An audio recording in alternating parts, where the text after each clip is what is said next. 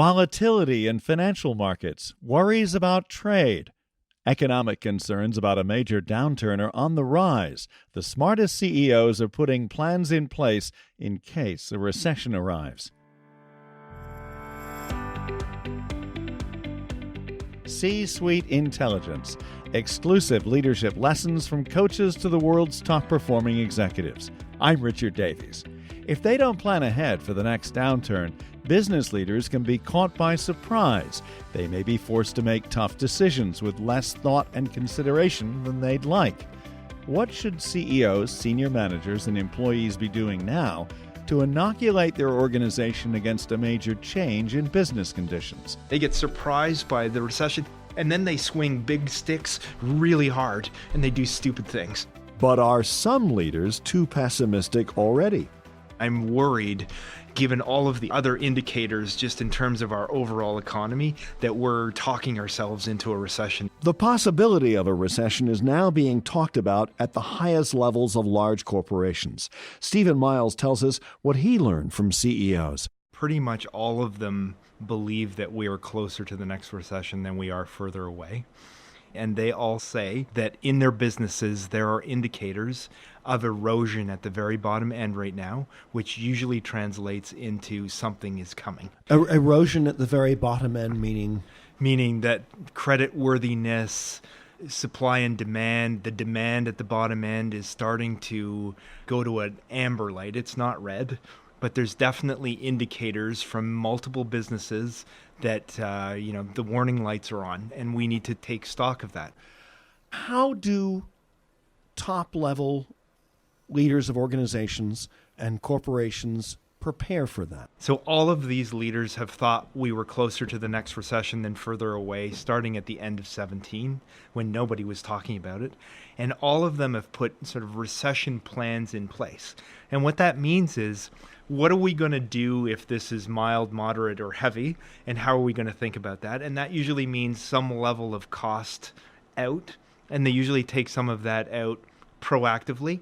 You also have to sort of inoculate, or at least have a conversation with your board and your investors around how you would approach a recession. So one approach is we're just going to cut, and get through it, and then we'll deal with whatever's on the other side. What many of the CEOs that I engage with and coach are doing is saying, let's have a conversation with our board and with our investors, and let's say, okay, if we want to be healthier and stronger through a recession, here's what we're going to do as it relates to cost and efficiency and fitness as a corporation. But at the same time, we can be differentiating if we say, we're willing to give up a little bit over here and get buy-in for that, so we can maintain some level of investment over here in order to come out bigger, stronger, better, faster, and leapfrog other people who don't take that stance. It's very difficult, though, to predict the severity of a recession or the timing of a recession. The famous Alan Greenspan phrase, the markets have predicted 9 out of the last 5 recessions. So it may not happen as quickly as many people think.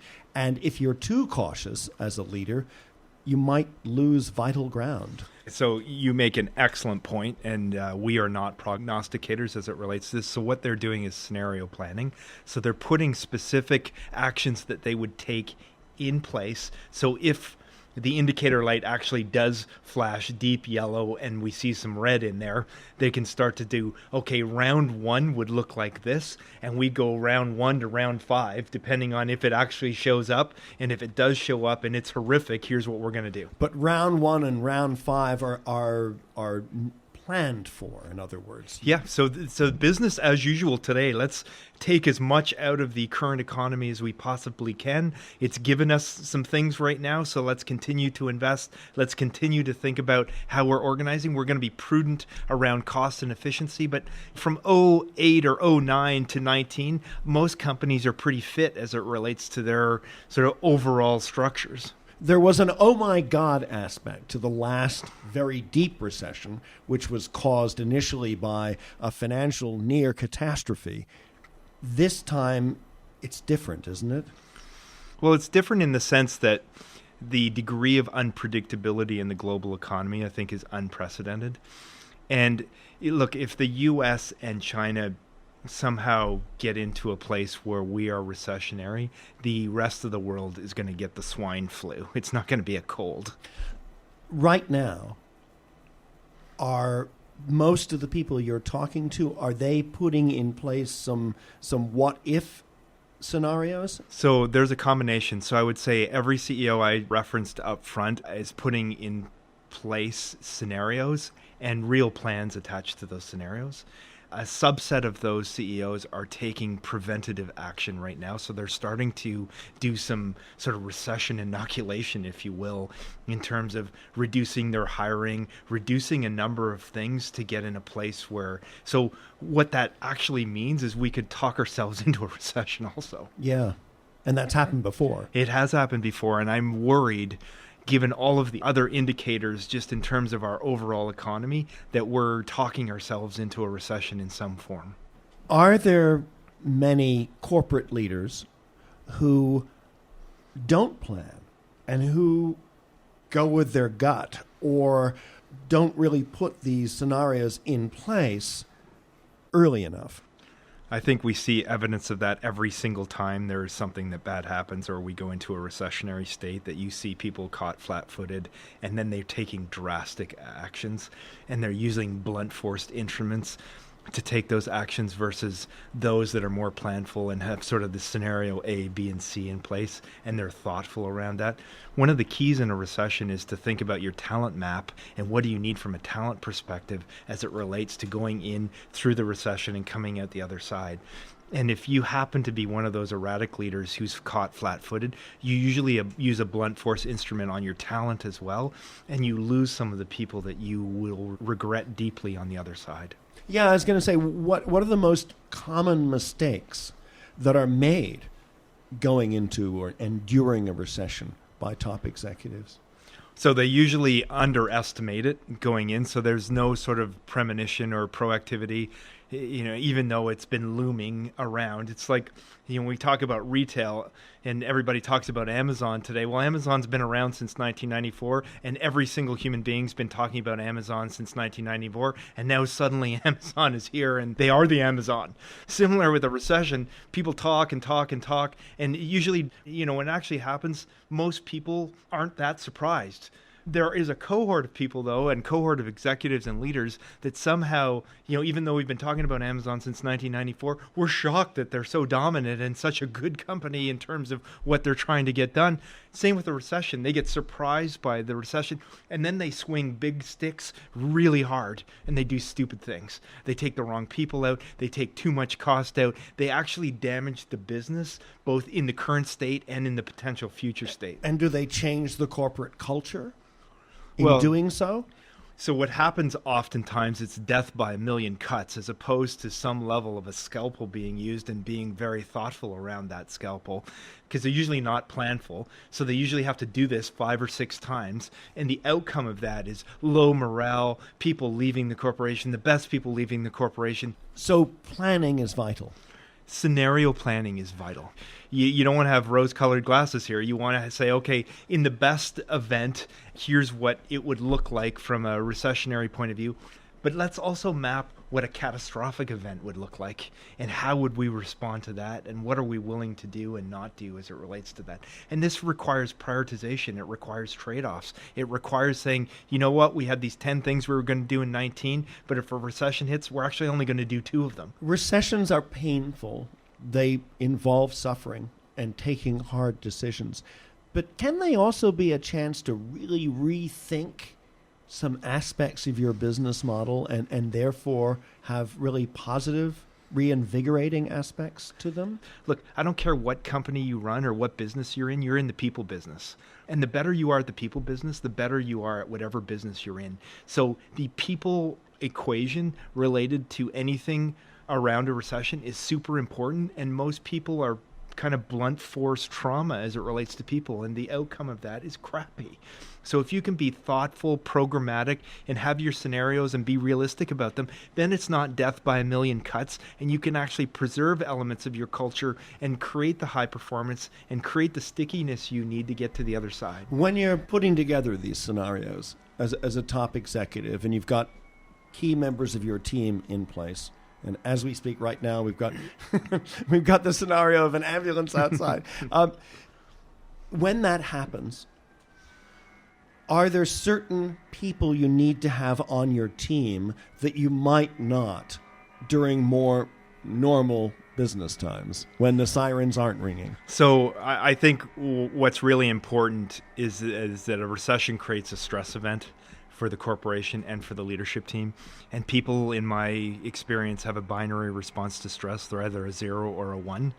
And so what a 0 looks like in a stress event is the executive turns inward. They don't leverage the corporation. They don't leverage the team. They don't communicate in high bandwidths. They usually make decisions two ways. They either make them too quickly or don't make them at all, and they usually amplify the stress. None of that is good in a stress event. Okay, what about the other side? What about the ones, the executives who respond well to stress? Yeah, so responding well to a stress event is sort of the opposite of 0, which is you turn outward, you leverage the team, you leverage the corporation, you communicate in high bandwidths, you make decisions on the available information, you triangulate at a high level, and you, most importantly, absorb.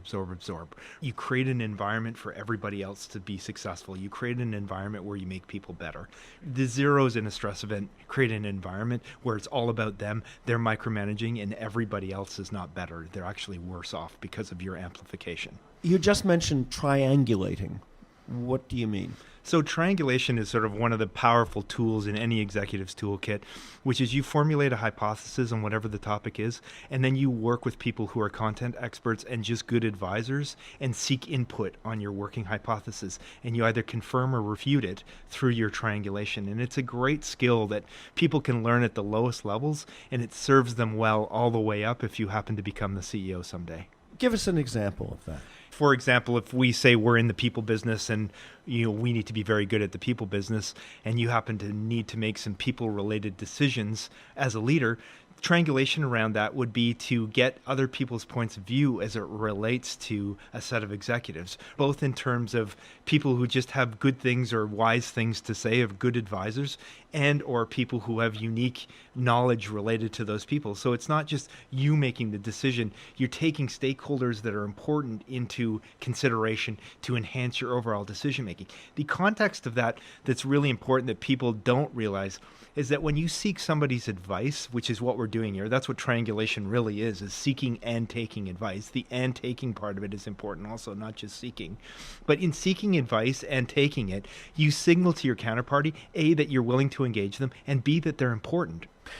In planning for the possibility of a recession, I can see executives thinking, we have to reduce risks. And we have to consider costs, and we may have to make cuts to employment. But what about communication strategy? The mistake people make interacting with other people is they don't set context for them, and they assume a level of content that is not there. So there's missing context and usually missing content, and they enter into the conversation wherever they are on that topic, and it usually falls flat. So number one sort of advice or coaching to people communicating is make it a management habit to set context. Because if you say, whenever you enter a conversation, let me just give you 30 seconds of context on this topic. If I need the 2-minute version, I'm going to ask you for it, and I feel totally comfortable doing that. If you start with wherever you are, I'm going to give you all the nonverbals that we are tracking well, and I'm going to leave the room and say, what the hell did they just talk about? So what you're saying is explain the background to the decision that's being made before you then walk through the decision. Exactly. Bring everybody up to the same level, and we're on the same playing field. Now, to your one-to-many version of this, in a stress event, you need to communicate in high bandwidths. It's one of the most important things. If people don't know, they make it up, and they're 100% wrong 100% of the time. So if that's our working assumption, then what we need to do is cut through that with communication. One-to-one, one-to-a-few, one-to-many. And we have a consistent message, and we're relentless. And that's what you mean by high bandwidth, as opposed to just one simple communication out to a mass number of employees. Multi-dimensional, multimodal, high bandwidth, relentless. And there's context and content in everything you do. And so explaining any difficult decision is vital. The other side of that equation is if you don't explain it to me, I'm going to make it up, and I'm going to be wrong 100% of the time, and people are going to believe me. We've been talking about top-level executives and how they respond to the possibility of a recession. But if you're a mid-ranking executive or an employee at any level, how do you make yourself indispensable? So I think regardless of a recession, this is just an important aspect of being a high-performing employee, which is you are able to disproportionately add value in whatever you do. And the way to test that, the way I test it when I go into companies, is I always ask the person I'm assessing, who are the one or two people on your team that if something came over the transom, you would just hand that work to them. And there's always one or two names that come instantly to whoever they say. They're the recession-proof individuals because they're the people who, it doesn't matter what's happening, what stress, how much work they have, they're the go-to people. You want to become a go-to person. So in order to be a go-to person, you need to have your yard in order so you have some capacity to be the go-to person. So you have to be good at what you do, create some capacity in what you do, and then go look for the next thing. You need to be able to deliver on your current remit so then you can have capacity to have additional remit. So how good are people at the middle level of a corporation at being proactive, at seeing perhaps there are clouds on the horizon and taking action now? So I think that the cohort that we're talking about is actually relatively small. That's why if you're listening to this podcast, you're in the middle of a corporation, you can actually be differentiating, because I think a lot of people inside corporations follow, and they follow at a very high level, so they wait to be instructed. And I think that there's an opportunity for you to differentiate by being proactive, by listening, by triangulating, by understanding what's going on. So for mid-level executives, people listening to this podcast, can recessions be opportunities? So I think that they absolutely can be an opportunity. I think there's a couple of things that are really important. We referenced earlier being good in a stress event. And so as an executive, a middle level, it doesn't matter who you are, you need to be good in a stress event because there's a cohort of people around you that are relying on you. And if you're a 0 versus a 1, that's going to create the conditions for you not being good, right? So if you want to be recession-proof yourself, being good in a stress event is differentiating because you're calm, you're clear, you're seeking and taking advice, you're making decisions, you're communicating, you're leveraging the team, leveraging the corporation, and absorbing.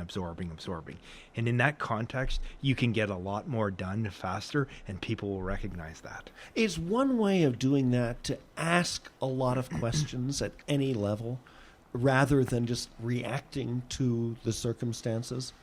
In a stress event, if you're that one person asking 50 questions, it's not going to land well. In a stress event, what people need from you is somebody who has good judgment, who seeks and takes advice on things that are critical. And when I turn my back on you, you have 4 fields plowed because you are a doer and you're proactive and you get stuff done. And you're not coming and asking me every single micro move that you need to make.